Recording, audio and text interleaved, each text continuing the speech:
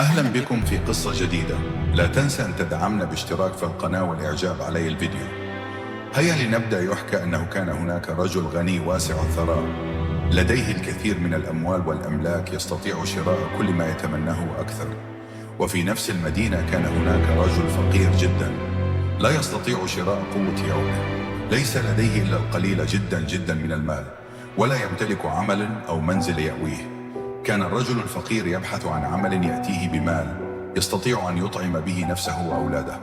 فسمع ذلك الفقير عن الرجل الغني في المدينة، ففكر أن يذهب إليه ليطلب منه أن يعمل لديه بستانية أو حارس أو أي عمل يحتاجه مقابل القليل من المال الذي يستر به نفسه وأسرته الصغيرة. دخل الفقير إلى المنزل فلم يعطيه أحد الاعتبار.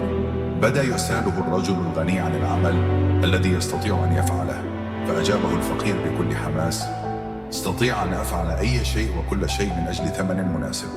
فقال له الغني: ستقوم بجمع النفايات من المنزل وتنظيف الحديقة وحراسه المنزل بالكامل. وافق الرجل الفقير على الفور، ولكن الثمن الذي عرضه الغني عليه كان قليلا جدا وغير كافٍ له، ومع ذلك اضطر الفقير أن يقبل العمل الذي لن يجد غيره، فهو في حاجة ماسة إلى المال. بدأ الرجل عمله على الفور، ارتدى لابسه وبدأ العمل، ومر اليوم وهو في تعب شديد جدا، ولكنه نال أجره وعاد إلى أولاده سعيدا يحمل بعض المأكولات للأطفال. وفي صباح اليوم التالي ذهب الرجل من جديد إلى عمله، ولكن الرجل الغني بدأ يحتقره ويقلل من شأنه.